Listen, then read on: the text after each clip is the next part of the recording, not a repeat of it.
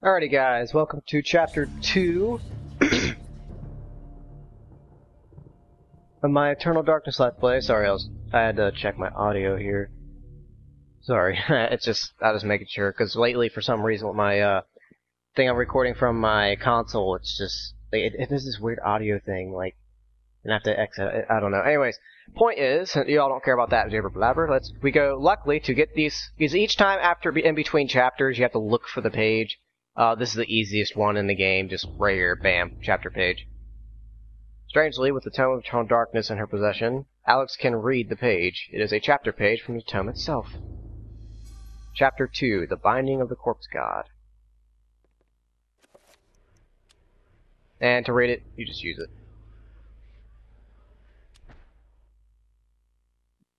I cannot say what was the true beginning, nor am I sure of its end. So perhaps here is the best place to start. I am reminded of ideas I first encountered in Sir James George Fraser's book, The Golden Bough, a study in magic and religion.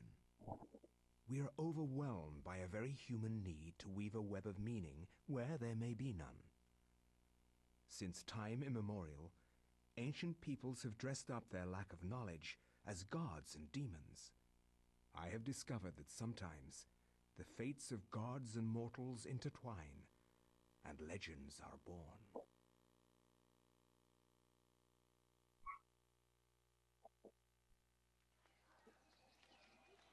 Thy time is done, great ancient. Forever in shadow will you be master of chaos, and to fade to nothing in obscurity will be thy fate. My master has planned many millennia for this day. It is the true chaos of all things that you now must be entombed amongst the beings of flesh and bone. You have a great monument here, Mantarok. It is a pity that no one will ever recognize it as yours. May the darkness claim thee, crawling chaos and damn beast. No longer will thy reign be kept over the ancients you have kept imprisoned. Thou hast seen the last of this world.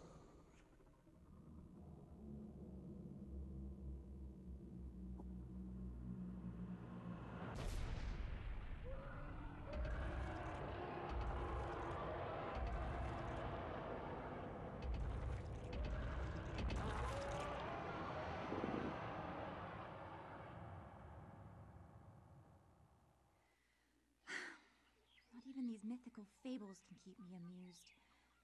There has to be something to do around here. I only wish something that fantastic and of higher purpose could happen to me.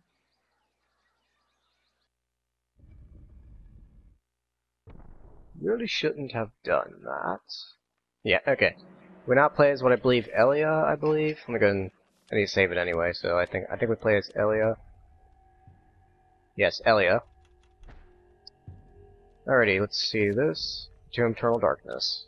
This is the Tome of Eternal Darkness, where experience, spells, and enchanted items can be stored for future use.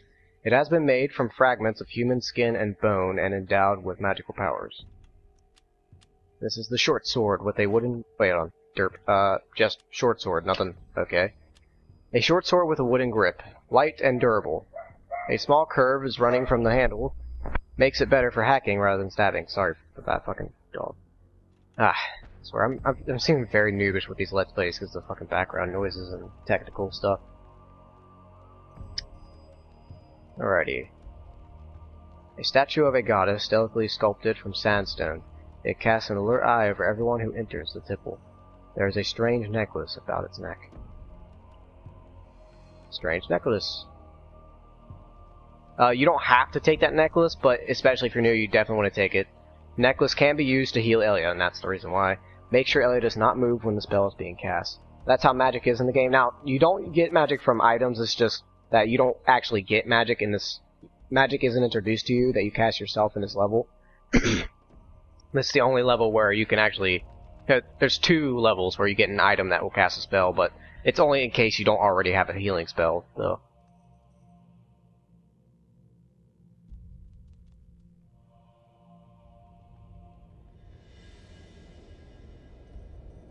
Nah, just a bunch of dead people. I'm used to it. Engraved on the floor is a striking design featuring the sun sinking below the edge of the world. A design on the wall perhaps depict a time of day, perhaps the candles do too. Hint hint. And in this level there are traps. Dumb bitch. If you go to this place all the time, then how the hell do you not know there's traps? There's little things on the floor that should be obvious what they are.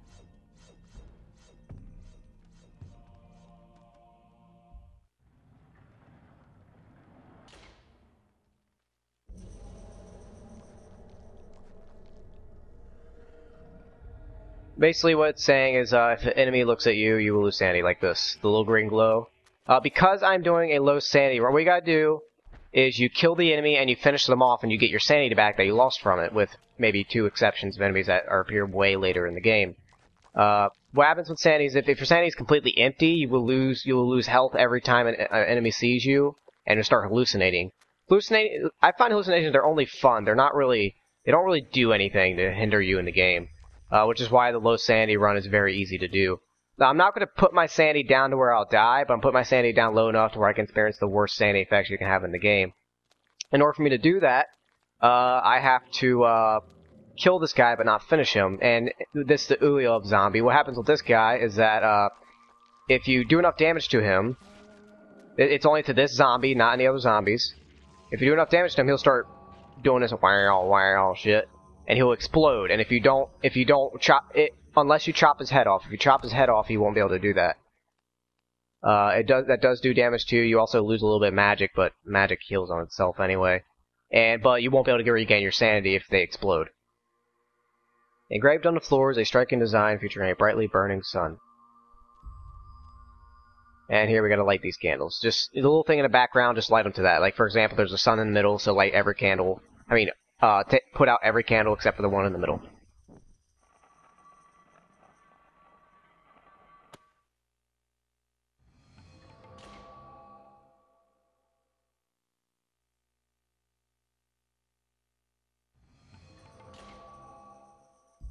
Alrighty. I could totally climb over that. Oh yeah, if you got the healing necklace right here, the strange necklace, don't forget to get this bronze one over here. Let me check this one. Fashioned from dark ancient stone and engraved with weird designs, it can be used to cast a healing spell in an area standing still. A well-crafted bronze necklace, resplendent with glowing gems.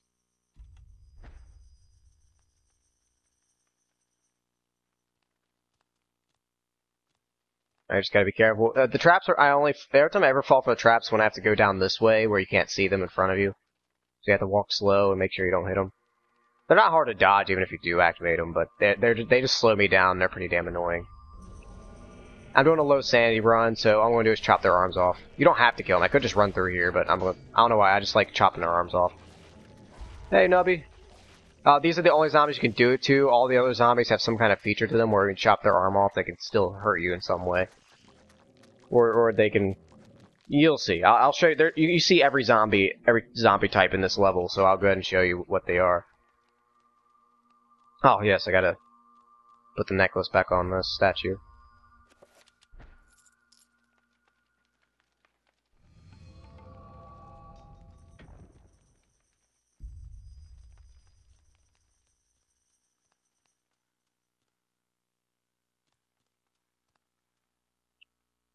Sign everybody in the world.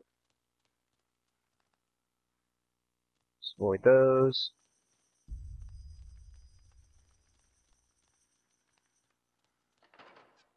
Doesn't matter if you activate that, because I'm not going back that way anyway. Alright, this is a Turga zombie. The zombies are named after the things that they're aligned with, but which I'll explain much later. Turga zombies are the hardest ones. You can chop their arms off and they're kind of nubby, but they can regrow limbs. And they also take the most damage, as you can see here. Most of the other zombies, if I chop their arms off, they die instantly, but this guy, you have to chop him a bunch of times. He's down, yeah.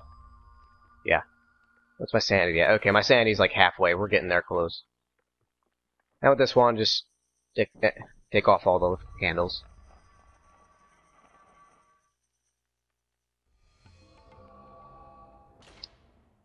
There's only one zombie left I have to show you guys, which is actually the easiest zombie to take care of. And this zombie is also good for me because I think it's the zombie that does the most damage to your sanity as well. A small pedestal covered in decorative etchings stands before the wall. The blowgun upon it must have some special significance for it to be on the focal point of this display. Take.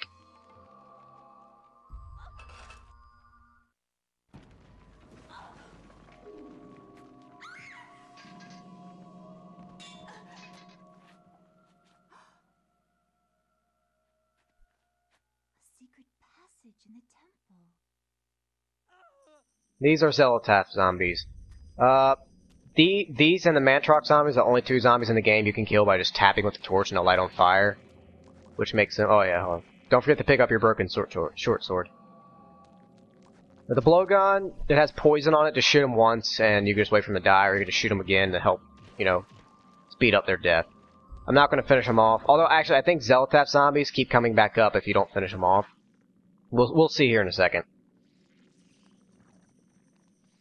Gar is grateful for Elio saving his life. In return, he offers to repair Elio's broken weapon as a gesture of thanks. Yes. You have to save this guy and he'll repair your sword, but you don't really need the sword. You can still go with the blowgun, just that the sword's a lot easier to take care of these zombies. I'm just going to leave him here. Alright. You hear that weird chanting? It doesn't happen every level's unique in the sounds it makes for when you're going insane, but in this level, that chanting means you're going insane. So, what happens, usually insanity only happens when you walk into another room. Rooms like this, though, won't have, if a scene happens, then it won't, no sanity things are going to happen. I don't want to kill these zombies, I just want to chop their arms off. I'm doing a low sanity run, so... the low sanity run is mainly just, you know, show people the effects and all that. There is a hole in the device, as though something can be inserted, perhaps a key or a lever. Intense. A mural depicts a skeletal demon befriending an ancient Chimera people by denouncing one of their fertility gods. If you look closely, that looks very much like Pius. So people, and that looks very much like Mantarok, which is the beast he binded.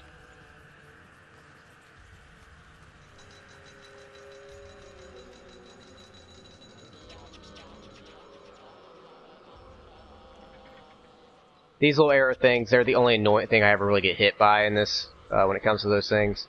There's also another one, but that's till a later chapter.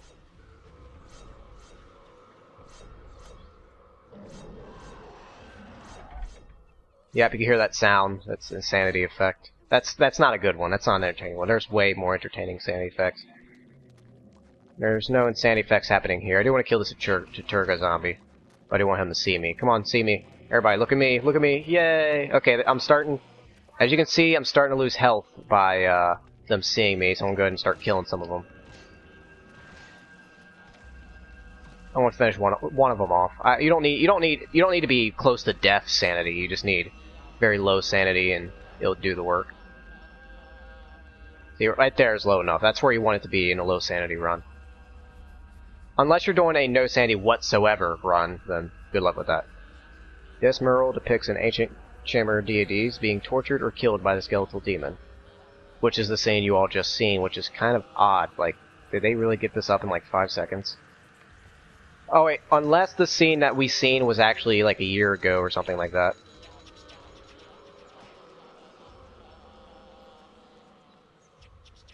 Normally I kill all those zombies, but that's not the case here.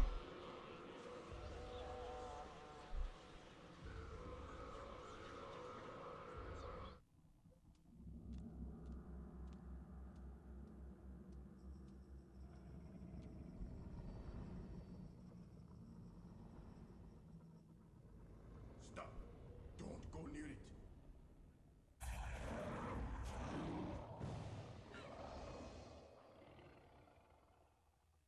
So, you are reduced to feeding on flesh and bone, Mantarok. How the mighty have fester for millennia to come.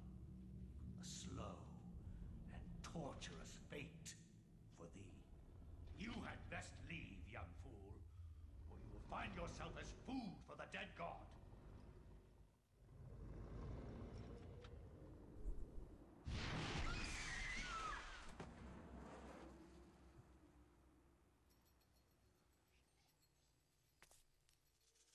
You are one of the chosen many, flesh and blood.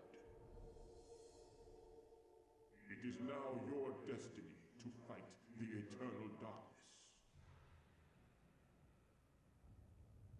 I give you a gift in return for an obligation. The gift is your life, sweet dancer. The obligation is this. You hold one of Mantarok's hearts, the essence of the corpse god. To some it is a source of great power. From those people, you must defend it, lest they use it to destroy what little brightness your world has left in it. Guard it well.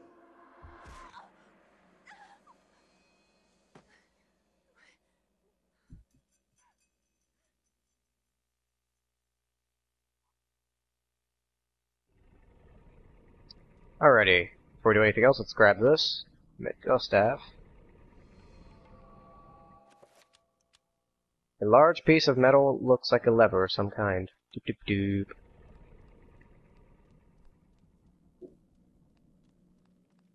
Gotta keep running back.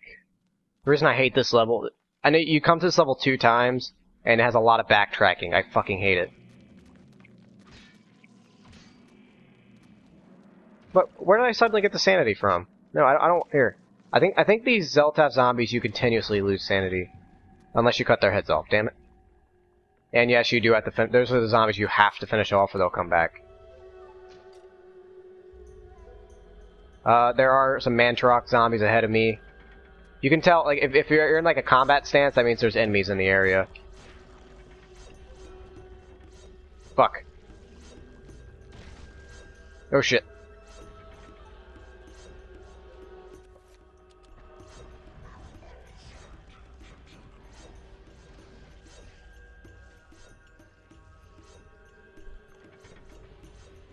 I think they're all dead now. Yeah, they're all dead.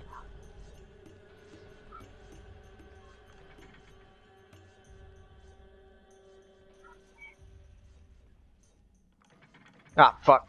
I need to pay attention.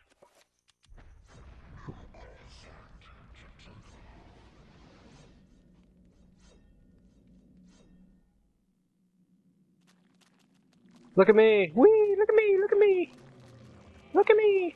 Drain my sanity! I want sanity effects!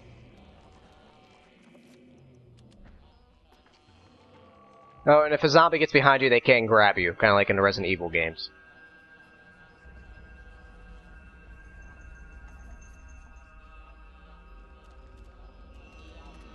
And I'm starting to lose sanity where I lose health now.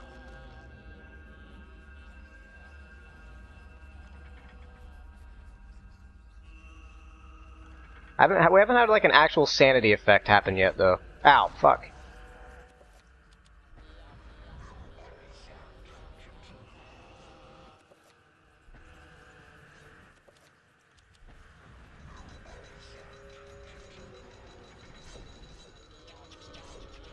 Ah. Don't worry, I just got my head smashed in by a giant sword, but I'm fine.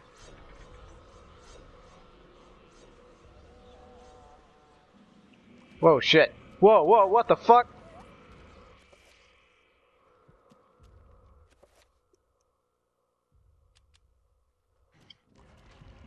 I've never had this happen to me.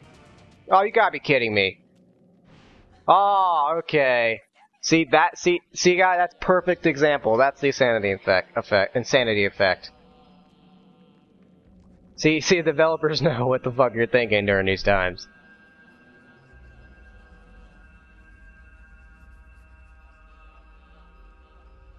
See, that's why the sanity effect in this game is so good. It tricks the player. I love these effects. Like, I haven't seen that one before. I played this game like I beat this game like 10 times, and I've never seen that before. What is it? A statue of a human female bears witness to the monstrosity that fills the room. The porous stone of its body is covered with the fluvial grime that Mantarok has created over the years. Ew.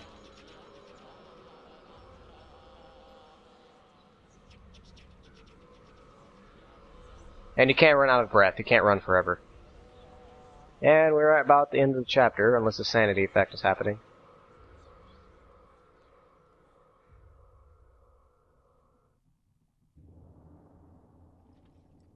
Fool! You should have run. Instead you will die. Where is the essence of Mantarok?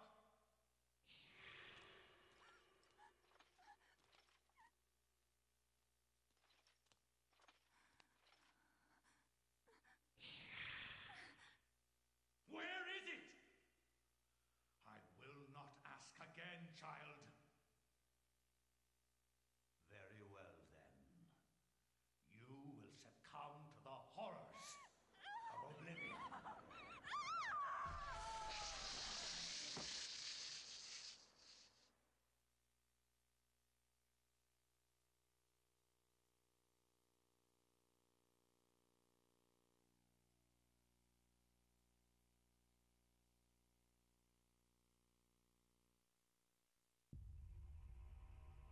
Thanks for watching. I will see you all next time in Chapter 3.